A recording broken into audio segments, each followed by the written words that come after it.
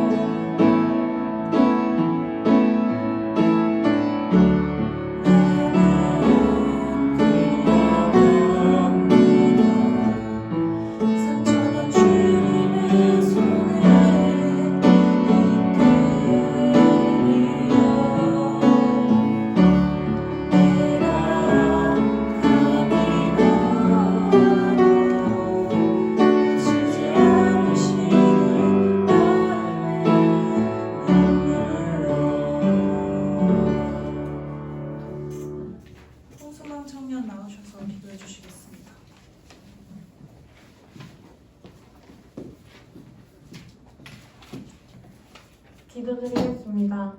사랑해 주님 감사합니다. 한 주간도 저희를 지켜주시고 오늘도 이 자리에 나와 예배드리게 하신 감사합니다. 지난 한 주 동안 세상을 살면서 주님 앞에 바르지 못하고 알게 모르게 지었던 죄를 이 시간 주님 앞에 모두 내려놓고 회개하오니 용서하여 주시옵소서. 이번 주간은 추석 명절입니다. 오지 못한 청년들이 주님의 날에 잊지 않고 그 자리에서 주님의 말씀을 듣고 예배드릴 수 있게 해주세요. 모든 만남과 이동하는 가운데도 항상 함께하여 주셔서 안전할 수 있도록 보호해 주세요. 연휴 기간 동안 마음이 들떠 주님 외에 다른 것에 관심을 두지 않게 저희 마음을 다스려 주시옵소서. 주님 이제 말씀을 듣습니다. 말씀 전하시는 김재길 목사님께 성령의 충만함을 주시고 새롭게 시작되는 한 주 그 말씀으로 우리가 살아가는 데 힘이 되게 해주세요. 마치는 시간까지 함께 해주실 것을 믿으며 예수님의 이름으로 기도드립니다. 아멘.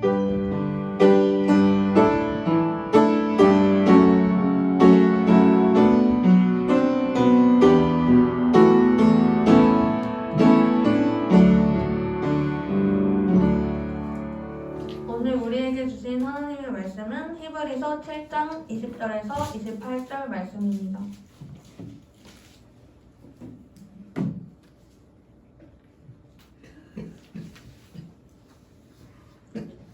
다 찾으셨으며 교독하고 마지막 절은 함께 읽겠습니다. 또 예수께서 제사장이 되신 것은 맹세 없이 된 것이 아니니 그들은 맹세 없이 제사장이 되었으되 오직 예수는 자기에게 말씀하신 이로 말미암아 맹세로 되신 것이라. 주께서 맹세하시고 뉘우치지 아니하시리니 내가 영원히 제사장이라 하셨도다. 이와 같이 예수는 더 좋은 언약의 보증이 되셨느니라. 제사장 된 그들의 수요가 많은 것은 죽음으로 말미암아 항상 잊지 못함이로되 예수는 영원히 계심으로 그 제사장 직분도 갈리지 아니하느니라. 그러므로 자기를 힘입어 하나님께 나아가는 자들을 온전히 구원하실 수 있으니 이는 그가 항상 살아계셔서 그들을 위하여 간구하시니라. 이러한 대제사장은 우리에게 합당하니 거룩하고 악이 없고 더러움이 없고 죄인에게서 떠나 계시고 하늘보다 높이 되시니라. 그는 저 대제사장들이 먼저 자기 죄를 위하고 다음에 백성의 죄를 위하여 날마다 제사 드리는 것과 같이 필요가 없으니 이는 그가 단번에 자기를 드려 이루셨습니다. 율법은 약점을 가진 사람들을 제사장으로 세웠거니와 율법 후에 하신 맹세의 말씀은 영원히 온전하게 되신 아들을 세우셨느니라. 아멘. 이 시간 김재길 목사님 나오셔서 말씀 전해주시겠습니다.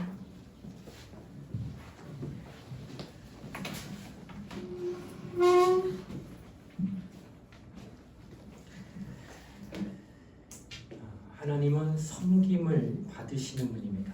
혹 누가 하나님이 누구시냐고 묻는 이가 있다면 우리는 이렇게 대답합니다. 그는 섬김을 받으시는 분이십니다. 대답해 주는 것이 가장 옳은 대답이라는 겁니다. 그러면 하나님은 어떻게 섬김을 받습니까? 이것은 하나님을 믿는 데부터 출발합니다. 또 하나님을 믿노라면서도 그를 섬기지 않는다면 그것은 습관적으로 입에 붙인 말뿐인 신앙인 것입니다. 하나님은 어떤 사람으로부터 섬김받기를 원하십니까? 그것은 바로 죄 없는 의로운 자로부터만 섬김받기를 원하십니다. 왜냐하면 하나님이 영원토록 의로운 분이시기 때문에 죄인들로부터는 결코 섬김받지 않습니다. 죄인들로부터 섬김받는 것이 있다면 그것은 마귀요 사단인 것입니다. 하나님은 오직 의로운 자의 섬김만을 받으시는 분입니다. 내가 하나님을 섬기겠노라 한들 그가 죄를 갖고 있다면 하나님은 절대 그 사람에게 섬김받기를 기뻐하지 않을 뿐더러 그렇게 할 수도 없다라고 하는 겁니다. 인류 가운데 죄가 없는 의로운 자가 과연 누구입니까? 이는 예수 그리스도 한 분밖에 없습니다. 그래서 하나님은 이렇게 말씀하셨습니다. 저는 내 사랑하는 아들이요 내 기뻐하는 자라고 말씀하셨어요. 바로 그때 영광을 받으셨습니다. 마태복음 3장 16절에 예수께서 세례를 받으시고 곧 물에서 올라오실새 하늘이 열리고 하나님의 성령이 비둘기같이 내려 자기 위에 임하심을 보시더니, 요단강에서 성령 받을 때 하나님의 성령이 비둘기같이 하나님의 아들 위에 임하시는 것을 본 것을 얘기합니다. 그때 마태복음 17장 5절에 말하기를 호련히 빛난 구름이 저희를 덮으며 구름 속에서 소리가 나서 이르되 이는 내 사랑하는 아들이요 내 기뻐하는 자니 너희는 저희 말을 들으라 하는지라 하고 말씀하셨습니다. 딱 두 번이에요. 요단강에서 세례받을 때 이는 내 사랑하는 내 기뻐하는 자라, 변화산상에서 제자들과 함께 할 때 이는 내 사랑하는 아들이요 내 기뻐하는 자니 저희 말을 들으라, 딱 두 번 했습니다. 그러니까 하나님 아버지가 직접 음성을 바라며 내 아들이요 내 기뻐하는 자는 바로 예수밖에 없다라고 하는 것입니다. 그 까닭은 예수는 하나님의 아들이시며 죄가 없는 의로운 분이시기 때문에 예수 한 분에게만 섬김을 받겠다라는 뜻이에요. 예수는 본래 하나님과 동등된 분으로 하나님의 형상이요 본체이시나 하나님과 동등됨을 취할 것을 여기지 아니하시고 자기를 낮춰 이 땅에 임하시니가 바로 하나님의 아들이십니다. 이로써 그는 죄가 없는 일을 이 땅에서 하시고 그 위에 하나님 보좌 우편에 앉으셔서 모든 족속과 하늘에 있는 천사들이 그 이름 앞에 무릎을 꿇고 그 이름을 힘입어 하나님께 지금도 영광을 돌리고 있다라는 거예요. 그래서 인간이 하나님을 섬기고자 한다면은 오직 하나님의 아들만을 의롭다 여기세요. 누가? 하나님 아버지가. 그러므로 하나님 아버지는 예수에게만 섬김을 받는데 인류 가운데 섬기고자 하는 자들은 다 죄인이기 때문에 누구 안에 들어와야 돼? 예수 안에 들어오면 하나님의 섬김을 받을 수 있다는 거예요. 그러니까 예수 바깥에서 아무리 착하고 아무리 선하고 아무리 자신의 공로가 있어도 하나님 전혀 관심 갖지 않는다는 거예요. 오직 예수 안에 들어와야 돼요.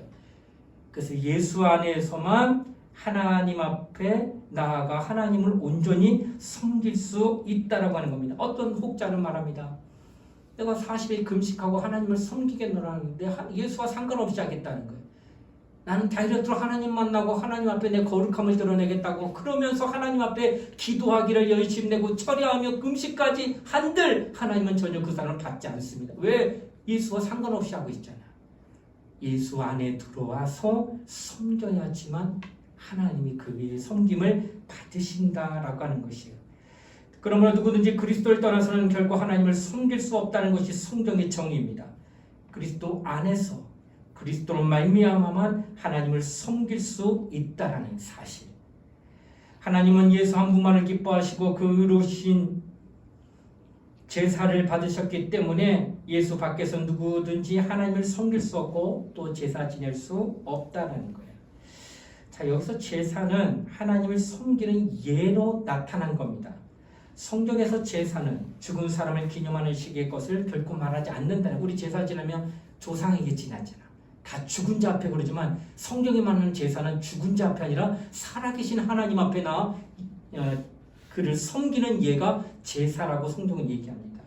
곧 영원토록 살아계신 하나님을 섬기는 예가 성경이 말하는 제사입니다.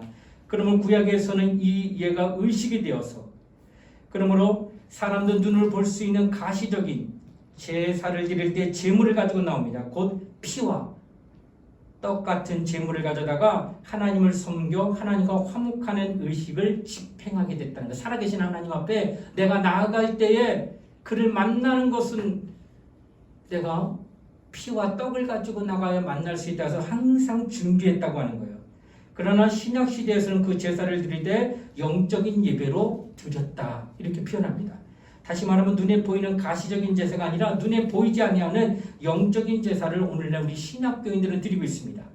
구약시대에는 눈에 보이는 의식으로 화목 제사를 드렸으나 신약시대에는 눈에 보이지 않는 참 영적 제사를 드리고 있다는 겁니다. 성경은 이를 가리켜 산제사라고 로마서 12장 1절로 2절에 증거합니다. 오늘날 여러분과 내가 하나님 앞에 제사 드린다는 것은 달리 말하면 산제사, 달리 말하면 영적 제사, 곧 예배 드린다 이런 표현으로 바뀌고 있다라고 하는 것이에요.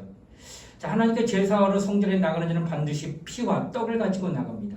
왜냐하면 피에는 생명이 있으므로 피만이 죄를 사할 수 있기 때문입니다. 아까 하나님 뭐라고 그랬어요? 죄인은 받지 않아요. 오직 섬김은 의로운 것만 받는데 의로운 자의 섬김. 근데 인간이 죄를 안 지어 죄 짓잖아. 그래서 뭘 갖고 나가? 피를 갖고 나가는 거야. 내 피 갖고 나가면 나 없잖아. 그래서 짐승의 피를 대신 가지고 나가서 피로 말미암아 의로움을 받으면서 하나님 앞에 나가니까 반드시 피를 갖고 나갔다라는 거예요. 죄는 죽음을 가지고 오는데 이 피는 생명이므로 죄를 사하는 권세가 있기 때문에 항상 염소의 피를 잡던 아니면 양의 피를 잡던 소의 피를 잡던 비둘기의 피를 잡던 어찌됐든 피 갖고 나가야 돼. 피 아니면 죄인의 모습으로 나가기 때문에 결국 하나님을 만날 수가 없습니다.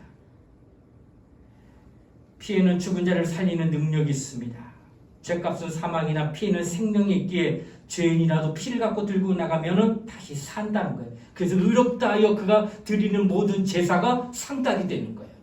만약 피를 갖고 나가지 않고 아무리 예배 드린다고 아무리 제사 드린들 하나님이 그 예배 그 제사를 받지 못한다라고 하는 것입니다. 이러한 제사를 위해서 필요한 사람이 누구냐? 바로 제사장이라는 거예요. 오늘날 목사를 제사장이라고 표현하기도 합니다. 그러나 엄밀히 말하면 좀 잘못된 겁니다. 구약의 제사장과 연관지어서 그렇게 부를 수는 있을지 모르나 목사는 제사장과는 좀 다릅니다. 다만 목사는 제사장이 하던 직분 가운데 몇 가지가 중복되는데 그 첫 번째가 설교, 그다음에 가르치는 거, 상담, 그리고 행정과 집행하는 것들이 제사장하고 일치하고 있기 때문에 그래서 제사장을 목회자 이렇게 표현하는데 엄밀하면 그거 외에는 다 틀리다는 거예요. 그럼 원래 제사장은 하나님께 예배하는 자를 말하는 것으로 우리 예배자잖아. 여러분과 내가. 그러니까 여러분과 나는 예배자가 된다면 모두가 제사장이 된 거예요. 그래서 제사장은 목사만 제사장이 아니라 모든 그리스도인들이 다 제사장이라고 표현한다고 하는 거예요. 이거 왜 중요할까? 여러분 구교를 천주교라고 하는데 우리 신교는 기독교입니다. 근데 차이가 있어요. 뭐가 차이가 있느냐?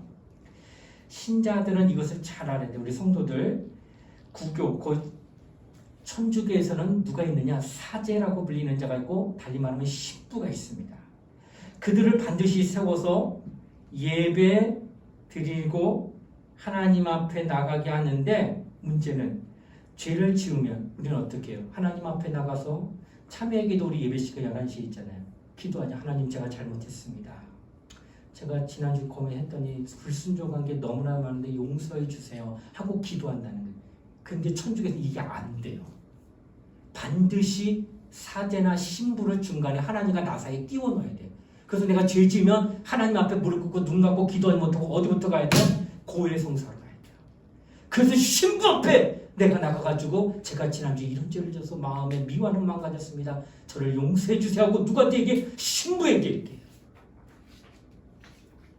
아까 제사장은 누구라고 그랬어요? 우리 모두가 예배하는 자라면 다 제사장이에요.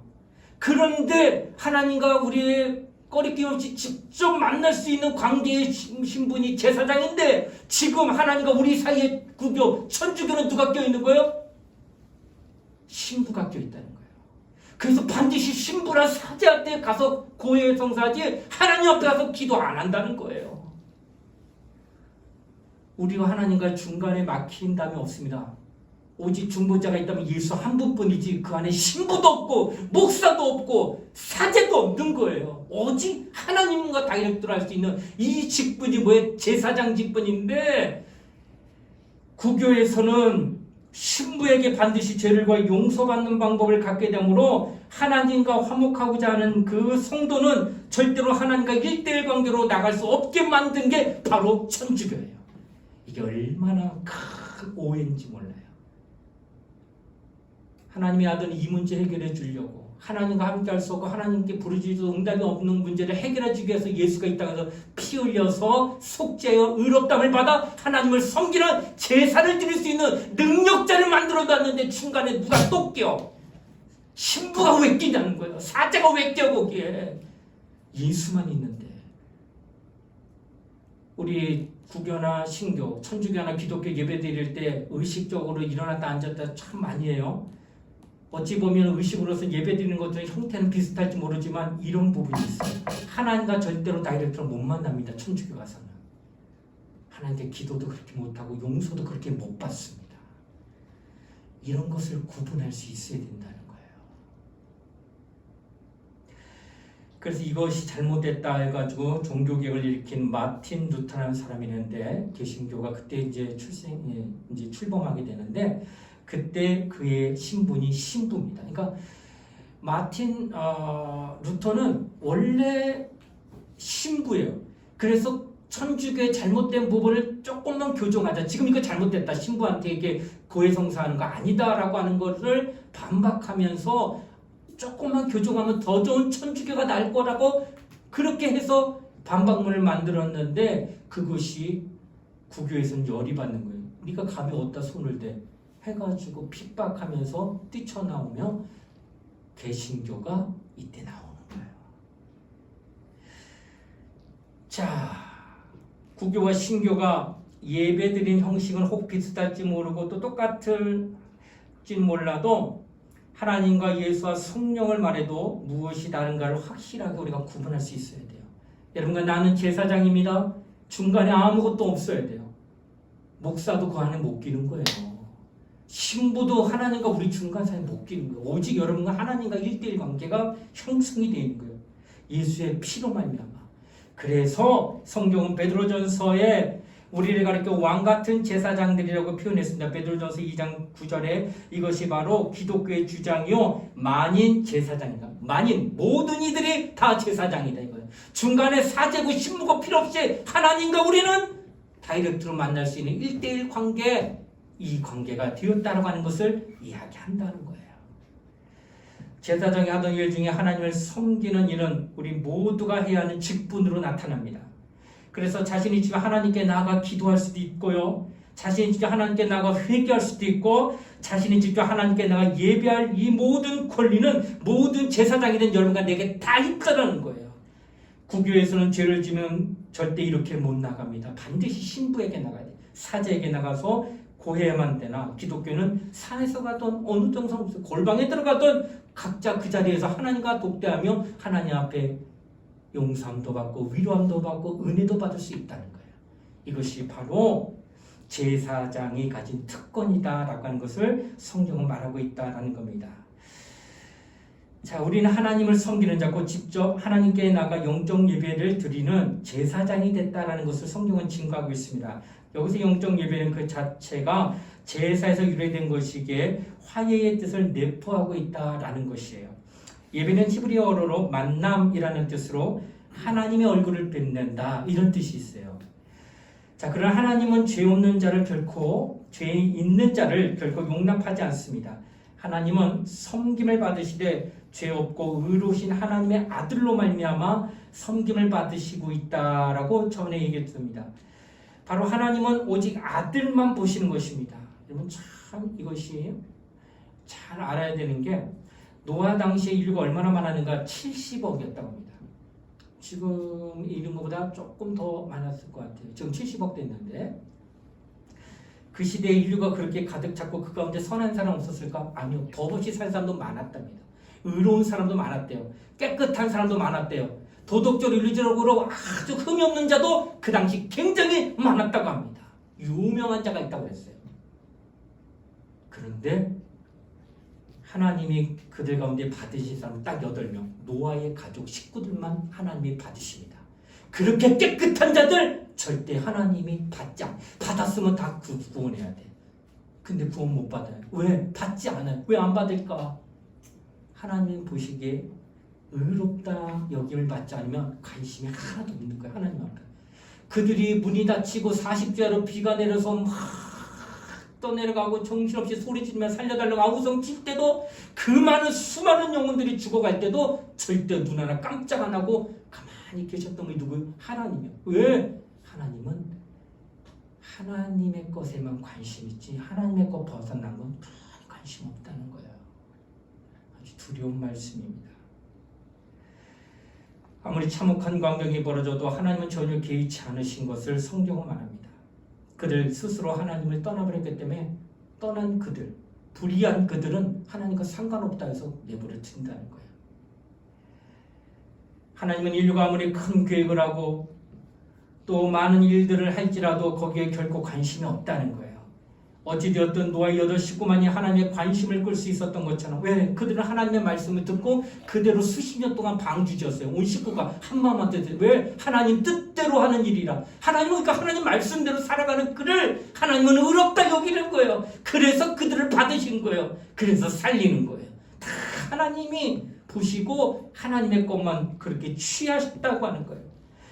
이처럼 오늘도 하나님의 관심은 하나님 아들 안에 들어온 의로운 자들의 예배만 받으신다는 거예요. 이 땅에 수많은 인구가 있다 할지라도 예수 안에 들어와서 하나님 앞에 예배하는 그들을 하나님이 받으시고 마침내 구원의 방주의 역할 같은 교회 안에서 저 천국 가는 자들만 데리고 가신다라고 하는 거예요. 그 예수 밖에 있는 자들은 결코, 왜요? 솔직히 저보다 더 뛰어나고 여기 앉아있는 우리 청년들보다 더 탁월한 인간들이 이 땅에 얼마나 많은지 몰라요.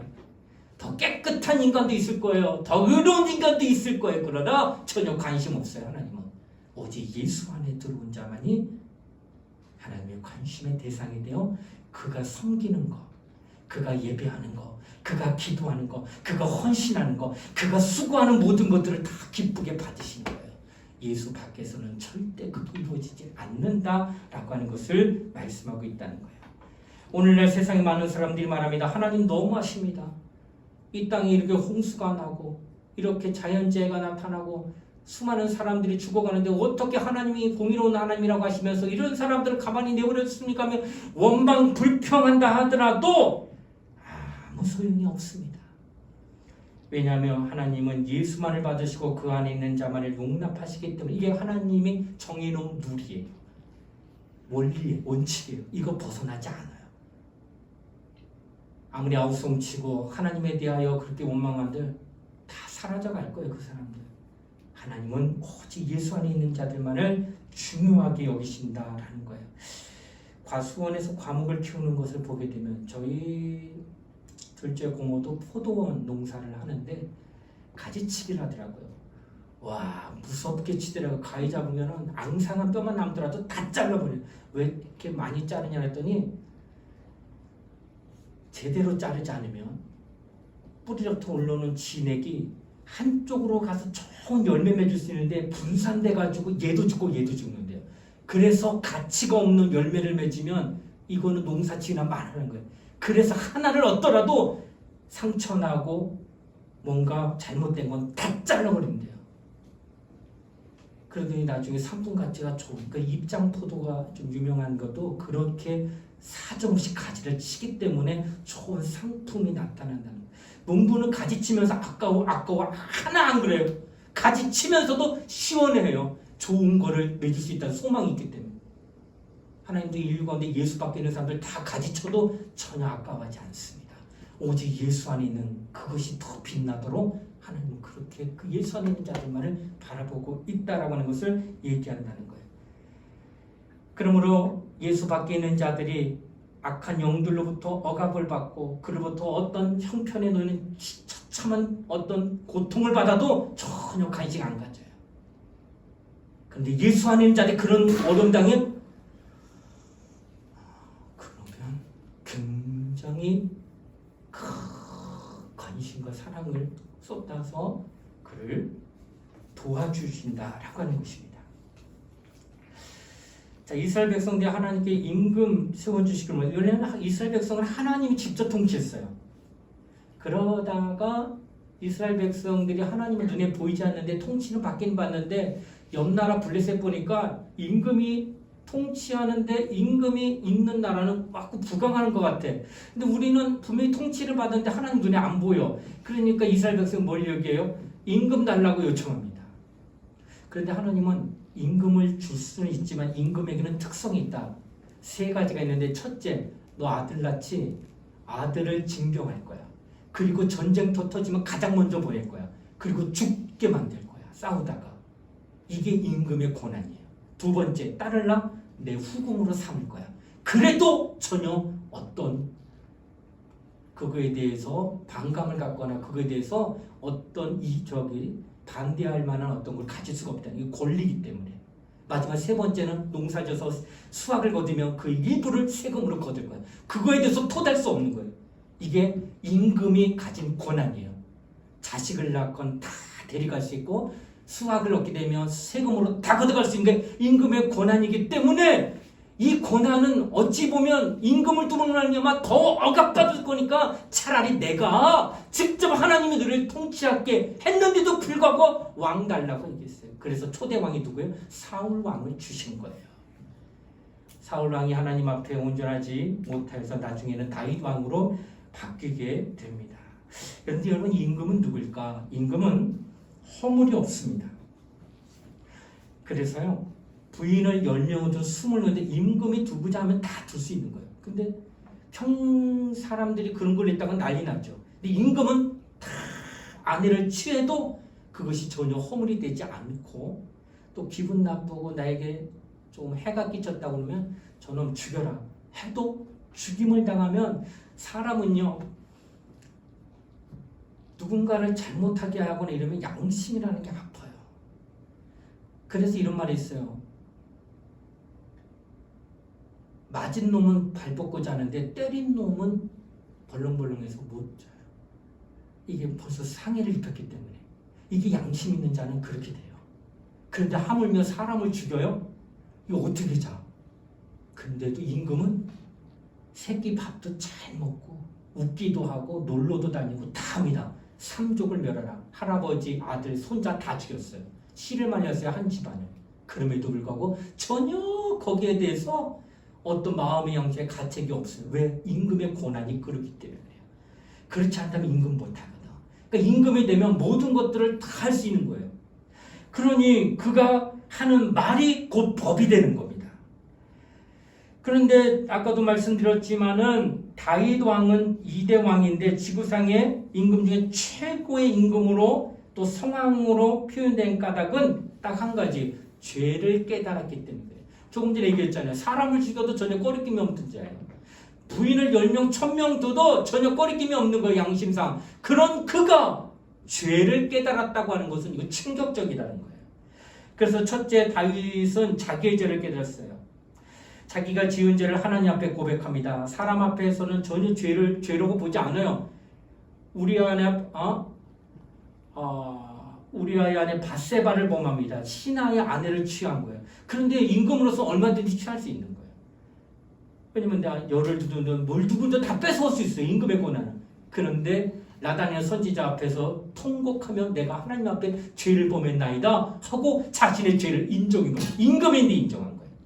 이게 틀리다는 거예요. 그래서 다윗은 그게 선왕이 됐던 까닭은 그 첫 번째가 하나님 앞에서 난 죄인이다. 그리고 그가 시편 51편에 말하기를 나는 이미 모태로부터 죄인으로 태어났다라고 하는 표현을 그가 씁니다. 그러니까 내가 지금 하나님 앞에 죄인이지만 이 죄 전에 이미 나는 태어날 때부터 나는 죄인으로 태어났다고 하는 이 고백을 다윗이 합니다. 근데 이 다윗의 신분은 왕이라는 거예요. 이게 안 되는 거예요, 원래. 죄를 인정하는 것 자체가 안 되는데 다윗은 그것을 인정하면서 하나님 앞에 나옵니다. 그 원죄를 발견하고 나는 오직 주께만 범죄했나라고 시편 51편 4절에 증거합니다. 바로 하나님 앞에서 자기의 허물을 깨닫고 이에 대하여 자신은 죄인으로 출생했다고 하며 또 인간 자체는 이미 하나님 앞에 범죄한 죄인이라는 것을 깨닫고 하나님 앞에 나는 죄인입니다 라고 임금이 나와서 이렇게 얘기하니 참으로 훌륭한 왕이다 라고 표현한다고 하는 거예요. 이처럼 인간은 하나님 앞에 범죄했습니다. 그래서 죄를 범한 죄인은 또 죄인을 낳게 되는 거예요. 또 그로 말미암아 그가 죄를 짓는 게 당연하다는 거예요. 다시 말하면 죄인은 죄인에게 죄를 낳고 또 죄인이기 때문에 죄 짓는 것이 너무나도 편하다는 거예요. 죄인은 누구든지 자기 권리로 하나님께 나갈 길이 전혀 없습니다. 아까도 말했지만 죄는 하나님을 섬길 수 없다고 그랬어요. 그러니 하나님 앞에 나갈 수 없는 거예요. 섬길 수 있는 그 모든 것이 깨어져 있기 때문에. 바로 저희의 죄가 저희를 가리고 하나님을 보지 못하게 하기 때문이라고 성경은 말합니다. 그러므로 이사야 59장 2절에 말하기를 성경은 너희 죄가 너희와 하나님 사이를 불화하게 만들었다라고 표현하고 있다는 거예요. 또한 로마서 3장 23절에 증거하기를 모든 사람의 죄를 범하였으며 하나님의 영광이 이르지 못하더니 결국 인류는 죄 때문에 하나님과 함께할 수 없다고 하는 것이 성경에 나타나고 있다는 겁니다. 인류 가운데 이 엄청난 죄가 없는 분이 딱 한 분이 있다는 거예요. 그가 누구요? 예수 그리스도라는 거예요. 그러게 예수만이 하나님 앞에 나갈 수 있는 유일한 분임을 성경은 얘기하고 또 그 예수는 자신을 향하여 성전이다라고 했어요. 아까 제사장 얘기를 하다 보니까 이제 성전까지 나오는 건데 이 성전에는 세 부분으로 나뉩니다. 처음에 성전 문을 들어가면 가장 넓은 마당이 보이는데 이를 뜰이라고 그래요. 뜰을 지나면 자그마한 성막이 하나 있어요. 그 성막을 성전이라고 하고 성막 안에 들어가면 방이 2개가 있어요. 가장 열자마자 나오는 게 성소고 그 다음에 휘장이 있고 휘장 안으로 들어가면 지성소. 이렇게 구분이 되어 있습니다. 자, 지성소에는 하나님의 은혜를 베푸는 속죄소가 그 안에 있는데 이 속죄소는 죄를 속하는 곳이란 말로 시은좌 또는 은혜를 베푸는 곳 어디 안에? 지성소 안에. 그리고 다른 말로는 덮는 그룹이라고 그래요. 그래서 감쌉니다. 뭘로? 날개로. 허물을 감싸요. 죄를 감싸요. 이것이 바로 시은좌, 속죄소 이런 뜻입니다. 이게 다 어디에 있느냐? 바로 지성소 안에 있다는 거예요.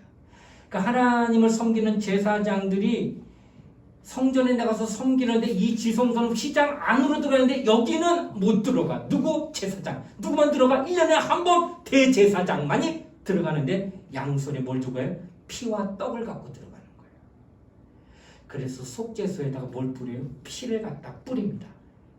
피를 뿌리면 뭐냐면 백성들이 하나님과 만나는 중간에 저들을 용서하여 주시고 저들을 긍휼히 여겨달라는 피뿌림으로 말미암아 죄를 속하는 일을 대제사장이 1년에 한 번만 양의 피를 가지고 들어간다라고 하는 것이에요. 그래서 이건 속죄제물로 피를 갖게 되고 화목제물로 떡을 가지고 나가게 된다라고 하는 것이에요. 그러므로 그 피는 오늘날 하나의 예표인데 짐승의 피를 들어갔잖아요. 제사장이 1년에 한 번 들어가는데 예수는 대제사장으로서 오늘 본문에 지성소 안에 누구 피 갖고 가요? 자기 피를 가지고 가요. 짐승은 해마다 또 잡고 또 잡지만 예수는 영원한 하나님의 말씀이 피를 흘렸기 때문에 그 한 번으로 끝난 거예요. 그래서 예수가 제사장으로서 자신의 피를 들고 와서 속죄소의 죄를 뿌림으로 자기 피 흘렸잖아. 피를 갖다가 뿌림으로 하나님과 인간을 하나되게 만들었다는 거예요.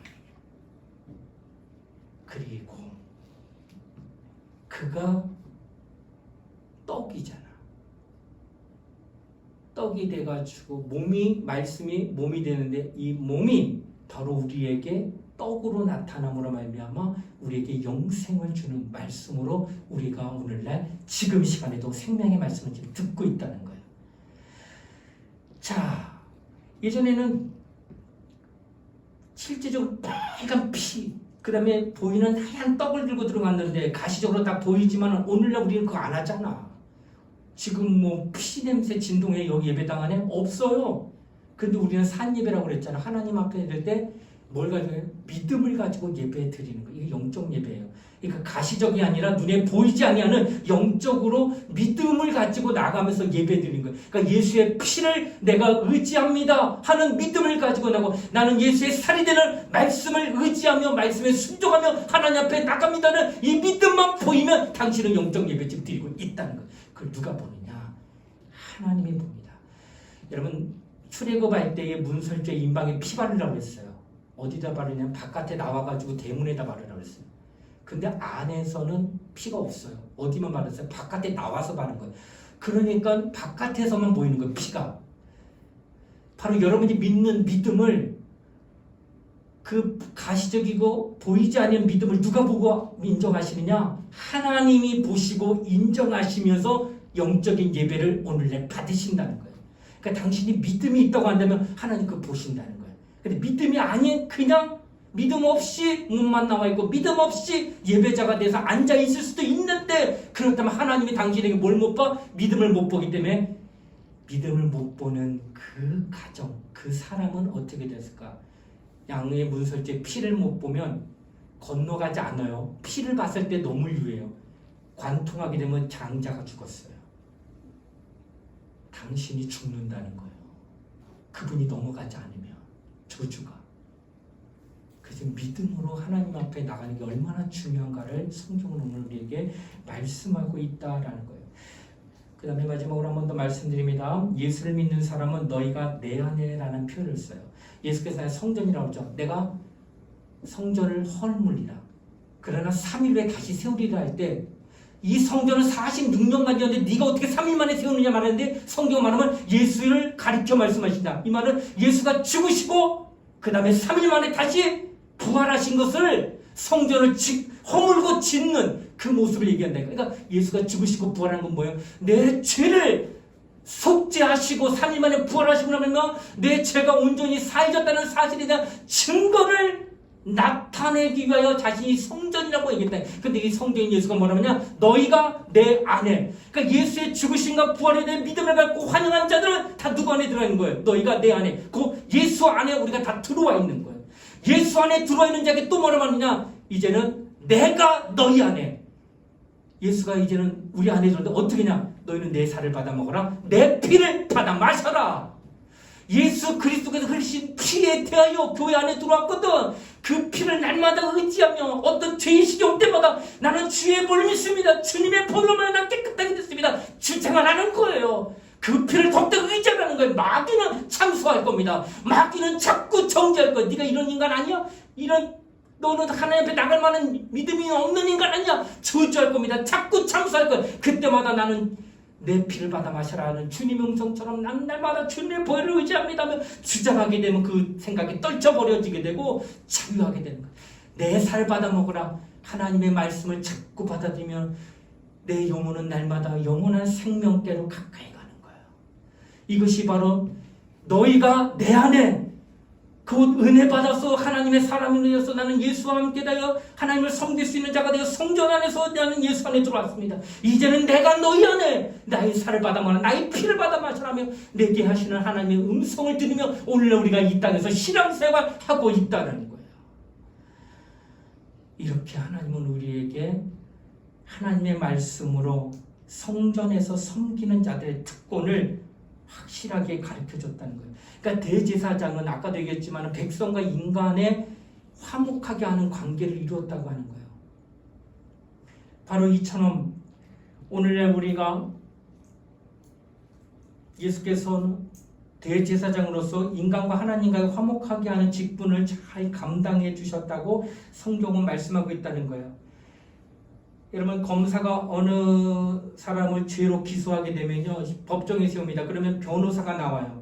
그럼 변호사가 나오게 되면 그 법정 투쟁 시에 죄인에 대한 오해가 있었다라고 반박을 하게 되고 허물을 벗겨주려고 최대한 증거를 모아가지고 그것을 변호하게 됩니다.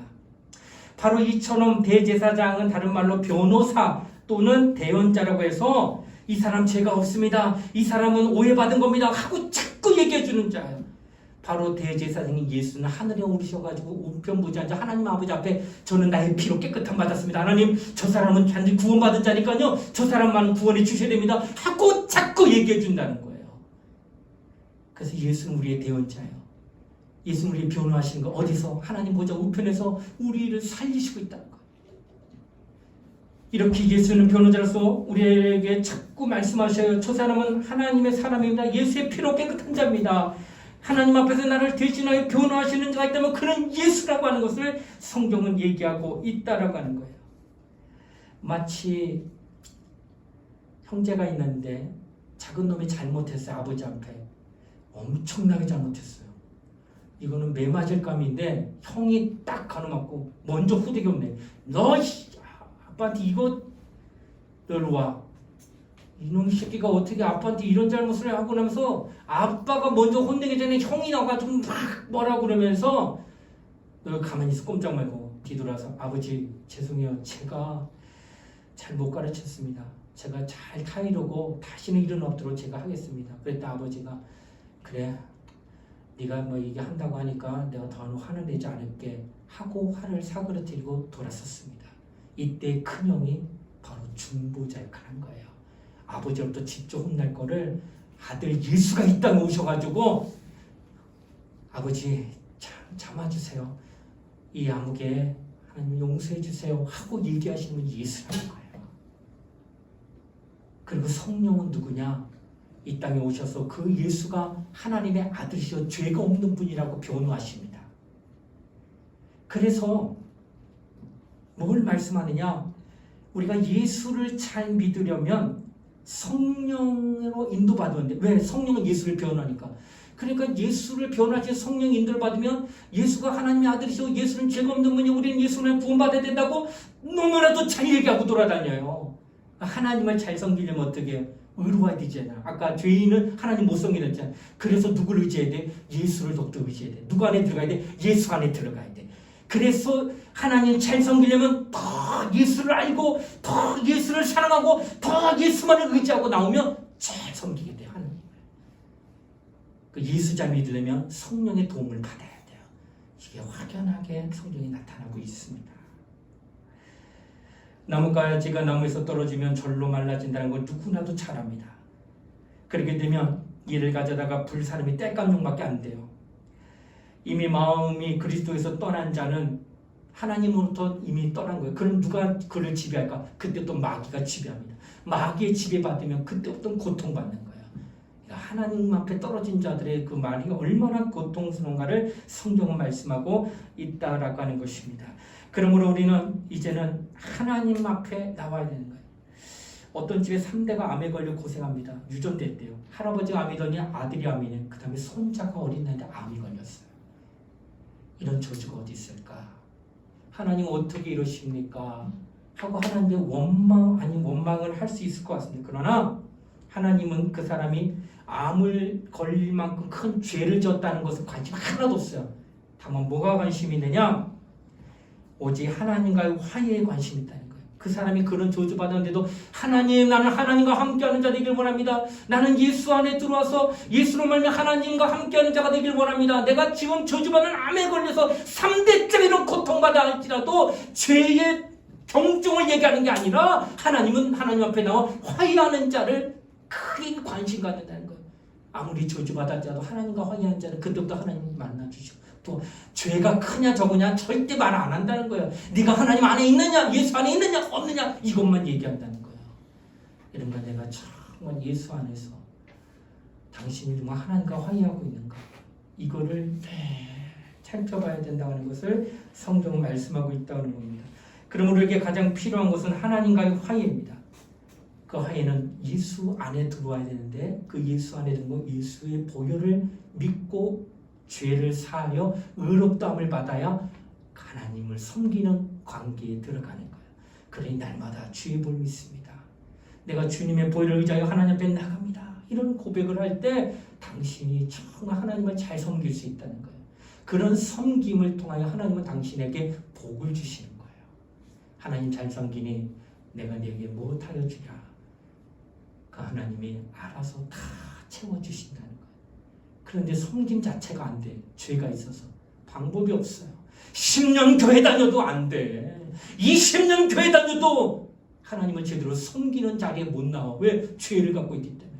그러니까 믿음 없으면 신앙생활 평생 해도 아무것도 얻지 못한다는 거예요. 사랑하는 우리 청년들이 이 시간 우리 함께 하나님께 기도하는 시간을 갖겠습니다. 정말로 내가 하나님과 화해하겠습니다. 주님의 보혈을 믿습니다. 이런 고백을 오늘 이 시간 정말 했으면 좋겠습니다. 여러분과 나는 이 땅에서 정말로 하나님과 화해합시다. 그리고 하나님을 섬기세요. 잘 섬기세요.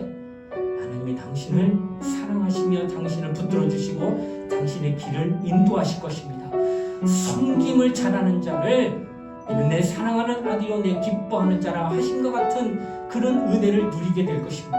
오늘 시간 우리 함께 하나님 앞에 기도하기를 내가 하나님과 화해하겠습니다. 곧 이제는 나는 주님의 보혈을 의지하여 날마다 하나님 앞에 나가는 자가 되기 원합니다 하면서 우리 예수의 한번 부르고 우리 통솔 함께 간절히 기도하시겠습니다. 예수야 하나님 아버지 감사드립니다. 우리 하나님 은혜가 우리를 사랑하시고 주의 이름을 불러주시면 감사드립니다. 우리는 대제사장이신 예수 하나님과 우리를 화목케 하시는 예수 그는 자신의 피를 갖다 내어오시면서 우리를 변호하시면서 저는 하나님의 아들로 말미암아 곧 나의 피로 말미암아 구속함을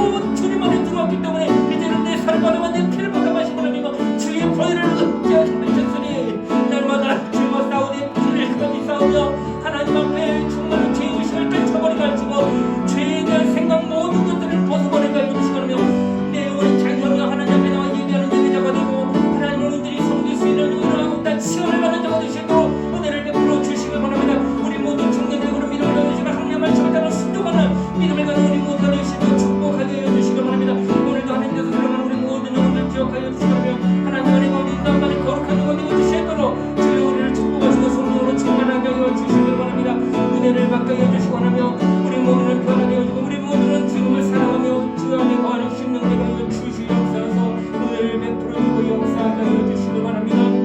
하나님 아버지 감사합니다. 역사하여 주시옵소서.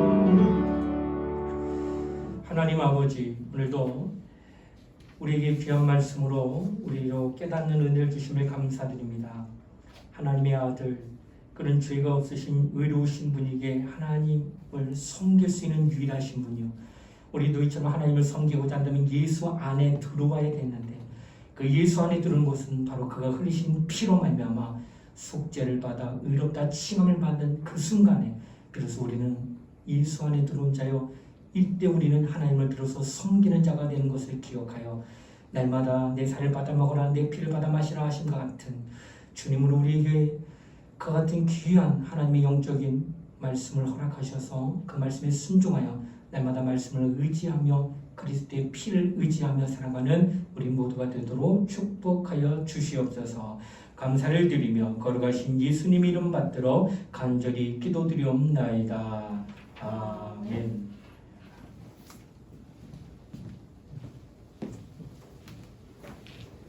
광고하겠습니다.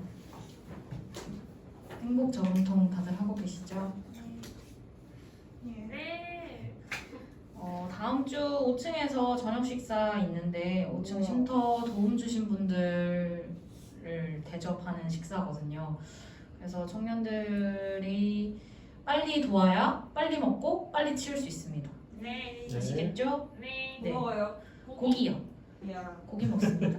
야. 뭐야? 1시에 멘토 모임 있는 거 다들 아시죠? 네. 네, 오늘은 거의 다 오셨는데 안 온 친구들이 있으면 꼭 오게 해주시고, 또 저 일주일 동안 실천하는 미션 같은 것도 1시에 나누고 있어요. 그래서 각 셀장님들은 그 셀 톡방에 보내셔서 일주일간 실천할 수 있도록 이렇게 독려해 주시고요. 네. 꼭 셀장님들 꼭 나눔 꼭 받아주세요. 네. 아시겠죠? 오늘 최혜성 청년 생일이네요. 생일 축하드립니다. 네. 네, 박지현 청년 나와서 찬양하시겠습니다. 다시 드리는 고백 찬양하시겠습니다. 내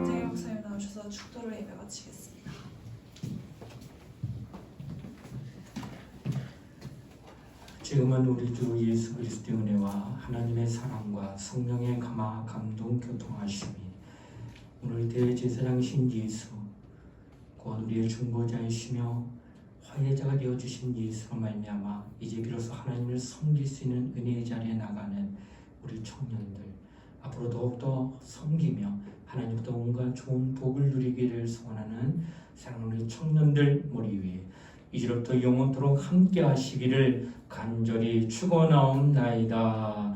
아멘.